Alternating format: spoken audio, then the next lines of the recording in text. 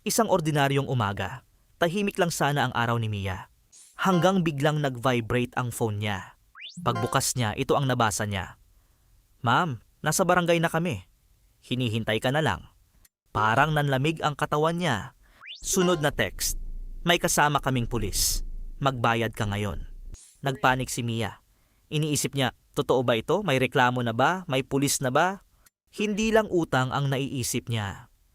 Iniisip niya rin ang hiya, kapitbahay, pamilya, at barangay.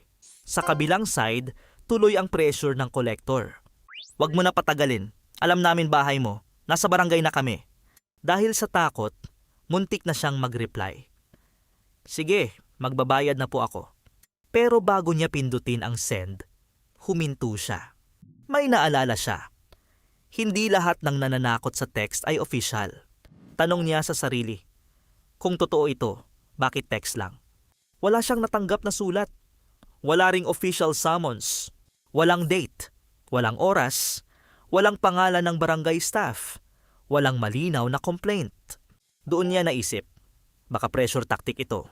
Unang hakbang, huwag mataranta. Pangalawa, isave ang screenshots ng mga text. Huwag makipag-negotiate habang takot na takot ka. Mas mabuting mag-verify muna kaysa magbayad dahil lang sa takot. Kaya pumunta si Mia sa barangay para magtanong ng maayos. Sa barangay, kinausap niya ang staff ng mahinahon. Tanong niya, "May naka-file po bang complaint laban sa akin? May official summons po ba para sa akin? Kung meron, kailan po ang date, oras, at saan ang pagdinig?" Dito niya nalaman. Kung may totoong barangay matter, may malinaw na proseso. Hindi ito dapat parang ambush. Hindi ito dapat pananakot lang sa text. Ang barangay process ay pag-uusap, hindi pananakot. Kung walang record ang barangay, red flag ang text. Hindi ibig sabihin na wala kang responsibility, pero hindi rin ibig sabihin na pwede kang takutin.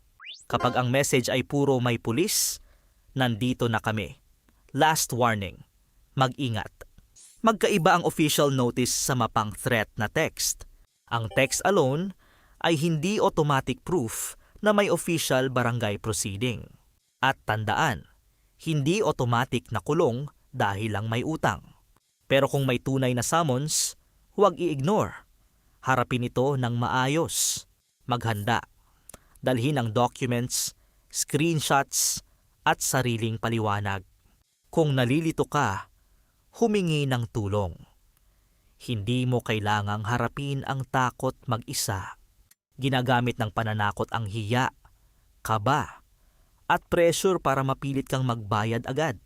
Pero kapag kalmado ka, mas malinaw kang makakapagdesisyon. Ulitin natin, huwag mataranta, mag-verify, isave ang ebidensya, at huwag magbayad dahil lang sa takot. Mas ligtas ang nagbe-verify kaysa padalos-dalos na nagpapadala sa pananakot. Kung nakatanggap ka ng ganitong text, huwag agad maniwala. Alamin muna kung totoo. Ang tamang proseso ay malinaw. Ang pananakot ay madalas minamadali ka. Para sa mas marami pang educational explainers tungkol sa utang, collections, at borrower rights, follow for more. Educational purposes only. Kung may actual complaint or legal concern, mag-verify sa barangay o kumonsulta sa proper legal help.